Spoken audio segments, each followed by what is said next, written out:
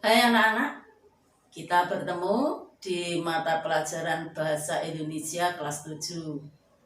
Materi apa yang akan kamu terima hari ini? Kamu bisa mengikuti video pembelajaran berikut. Mari kita ikuti. Materi teks deskripsi 2. Ini materi yang akan kamu terima. Kelanjutan dari materi teks deskripsi 1 yang lalu, yang waktu itu kamu belajar tentang mengidentifikasi sebuah teks deskripsi.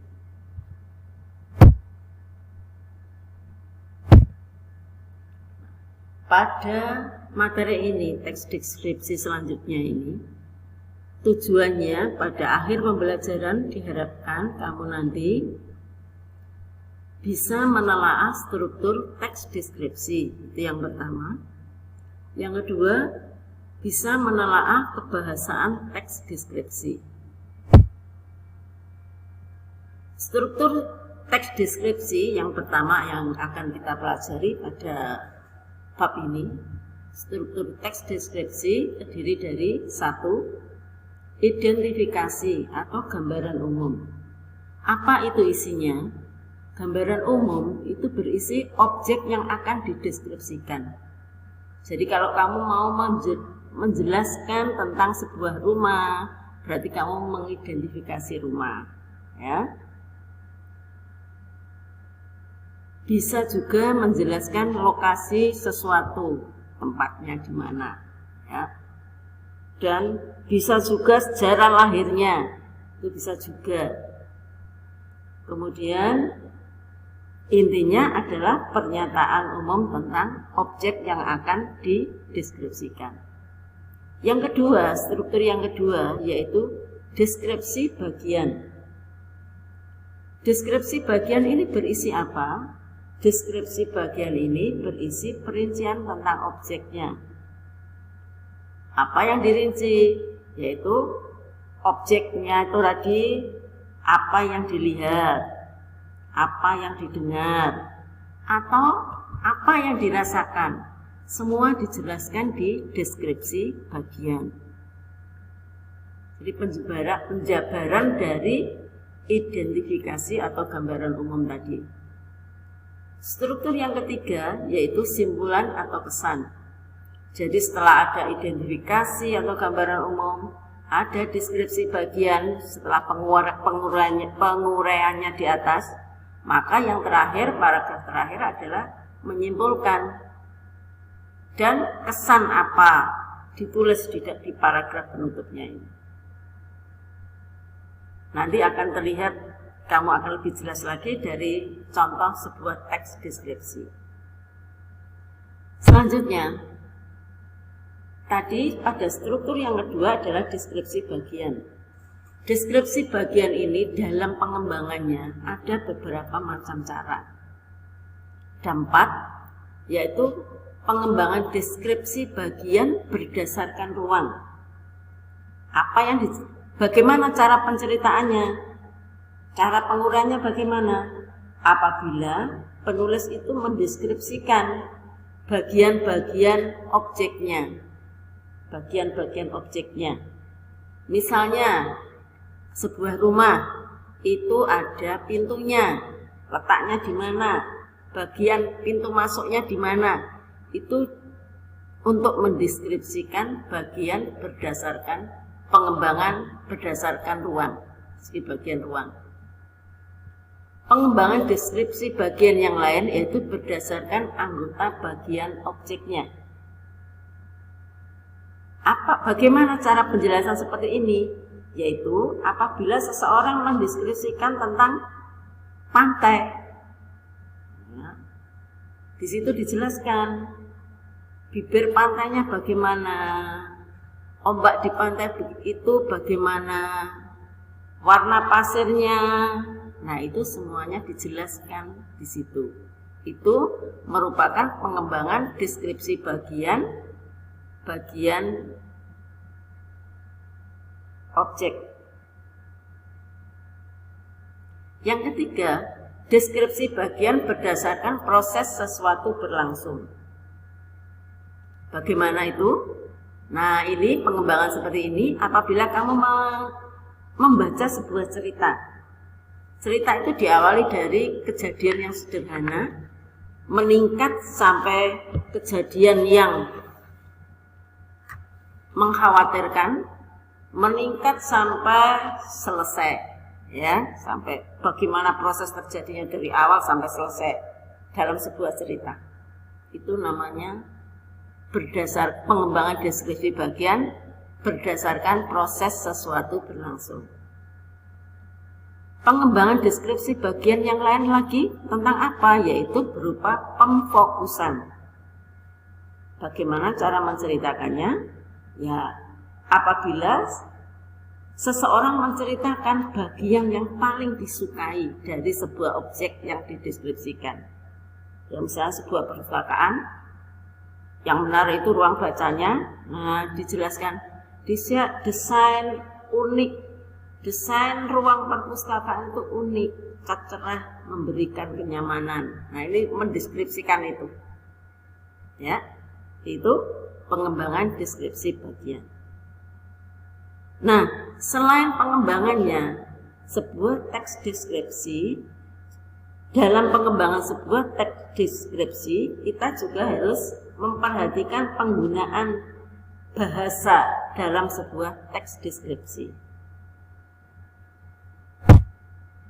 Nah, penggunaan bahasa bagaimana? Yaitu penggunaan kalimat perincian untuk mengonkretkan. Misalnya, dia orang yang baik, dikonkretkan. Baiknya itu bagaimana? Suka menolong, lemah lembut, tutur katanya, misalnya. Itu baik, jadi jangan hanya baik. 2. Penggunaan kalimat yang menggunakan cerapan panca indera. Menggunakan cerapan panca indera itu bagaimana?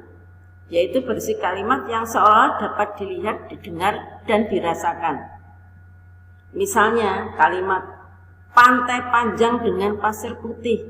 Nah, kita tahu kata putih itu dari melihat, seolah-olah melihat. Debur ombak pantai terdengar berirama. Nah, ini seolah-olah mendengar. Ya, udara terasa segar. Nah, seolah-olah merasakan. Nah, jadi itu semua ada hubungan dengan panca indera. Kemudian yang ketiga, penggunaan kata dengan kata dasar yang diawali dengan konsonan KPTS. Kenapa di sini ditekankan di sini? Karena pada kata dasar yang diawali dengan konsonan KPTS ini, ketika diberi awalan me, nanti akan mengalami proses masalisasi namanya, masalisasi. Di berubah K itu kadang-kadang hilang, atau ada yang hilang, ada yang ditambah, ya, dengan bunyi nasal. Bunyi nasal itu bunyi yang dihasilkan dengan sebagian nafas melalui hidung. Misalnya dan sebagainya. Nanti kita itu di modul sudah ada contohnya. Di situ kata memesona. Pembentukan katanya itu kata dasar pesona mendapat awalan bukan mempesona tapi menjadi memesona. Di sini konsonan P-nya hilang. Kata memukau, kata dasarnya pukau. Nah, ketika diberi awalan P ini akan hilang, diganti dengan bunyi nasal. N itu nasal maksudnya, N itu nasal. M, jadi memukau, P-nya hilang.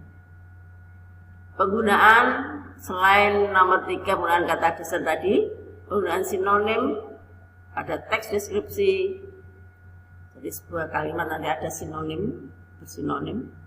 Nanti dilihat contoh, jelas nanti.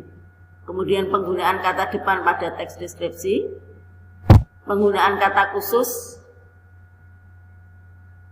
kemudian penggunaan kalimat tunggal, penggunaan kalimat bermajas, penggunaan konjungsi atau kata hubung, dan penggunaan kata sifat. Ini akan terlihat jelas dari analisis sebuah teks deskripsi yang bisa kamu ikuti sebagai berikut. Ini di situ ada sebuah teks deskripsi Taman Mini Indonesia Indah. Taman Mini Indonesia Indah atau TMII adalah objek wisata yang tepat bagi para keluarga. Di sana kita bisa melihat miniatur Indonesia secara lengkap. Banyak sekali kebudayaan-kebudayaan menarik yang bisa kita jumpai seperti budaya Irian Jaya, Batak, Dayak, dan masih banyak lagi. Kita bisa berkeliling menikmati pemandangan di sekitar taman sekaligus belajar tentang Indonesia. Selain memiliki kebudayaan yang lengkap, Taman Mini Indonesia Indah atau TMII juga dilengkapi dengan beberapa fasilitas yang cukup memadai seperti WC umum, tempat makan, tempat berkumpul, dan lain-lain. Waktu yang paling tepat untuk mengunjungi tempat ini adalah ketika akhir pekan karena saat itulah banyak pengunjung yang datang. Selain itu, setiap akhir pekan juga biasanya diadakan sebuah pawai yang sangat meriah untuk menghibur para pengunjung. Oleh karena itu, Taman Mini Indonesia Indah atau TMII adalah tempat berlibur yang paling menyenangkan bersama keluarga, karena selain berlibur, kita juga bisa belajar di sana. Nah, teks deskripsi tersebut bisa kita uraikan atas struktur, bisa kita telaah, kita analisis atas struktur dan unsur kebahasaannya. Kamu ikuti ini ya, kamu ikuti penjelasan saya supaya nanti kamu bisa mengerjakan di teks deskripsi di modulmu itu.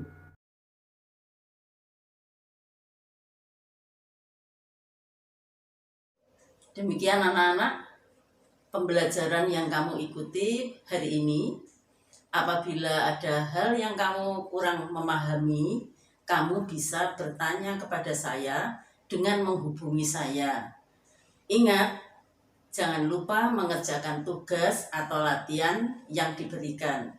Nah, kita bertemu lagi di video pembelajaran selanjutnya. Ingat, patuhi dan jadikan kebiasaan.